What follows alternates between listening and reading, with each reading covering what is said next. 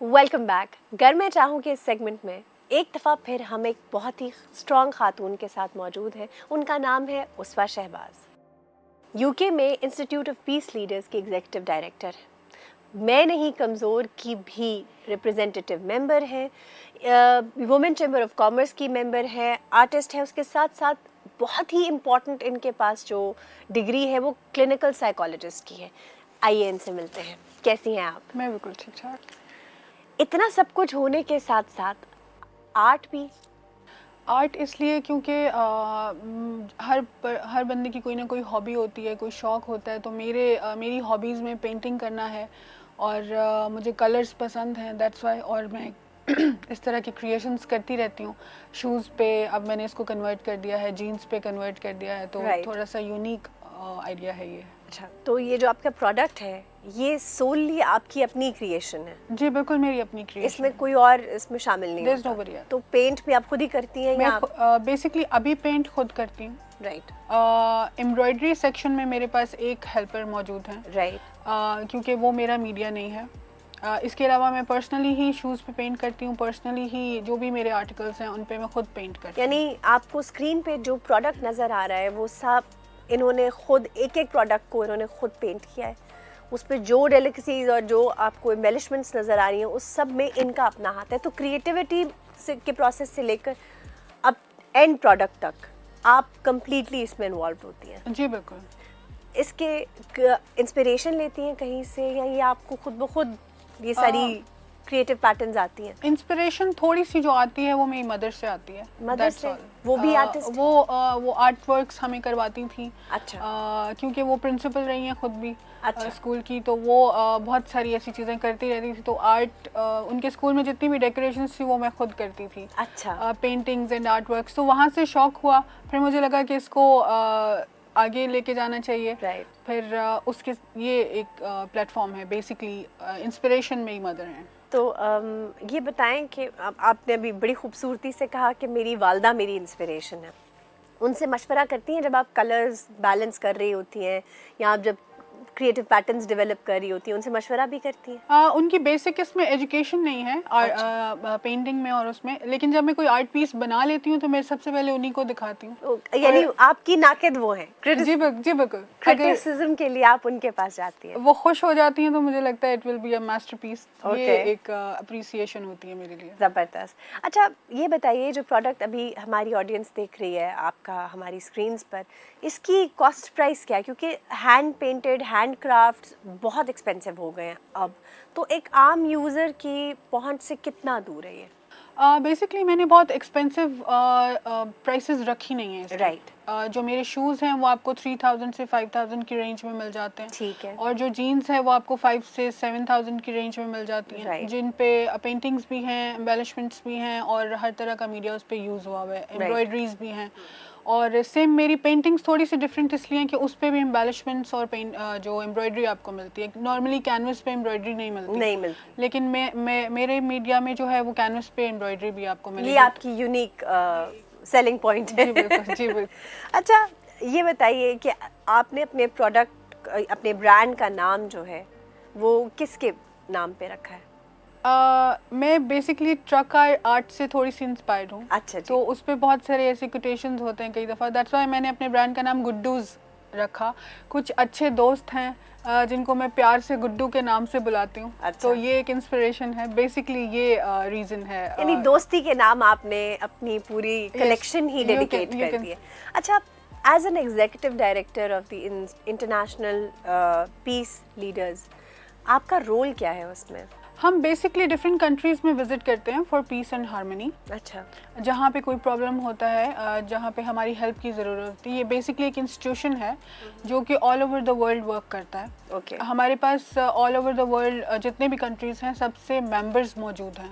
Okay. सो हमें जहाँ भी ज़रूरत पड़ती है, जैसे लास्ट टाइम हम कीनिया गए हुए थे, तो इस तरह की डिफरेंट चीज़ें जो हैं हम करते रहते हैं। पीस और हार्मनी बेसिकली इसका जो है वो नहीं, तो इस इंस्टीट्यूट का मकसद क्या है? पीछे जाके आप लोग रिलीफ फंड इकट्ठा करते हैं, यहाँ से लेकर जाते हैं, व्हाट इज़ द पर्पस? कहीं पे आपको फाइनेंशियल हेल्प की ज़रूरत है, कहीं पे आपको लोग चाहिए हेल्प के लिए, तो जिस तरह की जहाँ पे हेल्प की ज़रूरत है उस बेसिकली मैं कंसल्टेंट साइकोलॉजिस्ट हूँ, हमारा एक अपना टीम है, तो अगर किसी को कंसल्टेंसी की ज़रूरत होती है या कोई ट्रॉमा से गुजर रहे हैं लोग, तो उनको उस तरह से हेल्प की जाती है। अच्छा, क्लिनिकल साइकोलॉजी आप प्रैक्टिस करती हैं, आपने माशरे में देखा है इस वक्त बहुत ज़्यादा सुसाइडल रेट बढ़ गया है, छोटे छोटे बच्चे, उनको अपनी जब ज़िंदगी का कोई मकसद नज़र नहीं आता तो दे स्टार्ट सेइंग कि मैं खुदकुशी करना चाहती हूँ या चाहता हूँ। एक्चुअली इसमें एक और चीज़ है कि पीयर प्रेशर बहुत ज़्यादा होता है। आप जब पीयर ग्रुप में बैठते हैं, सेम एज के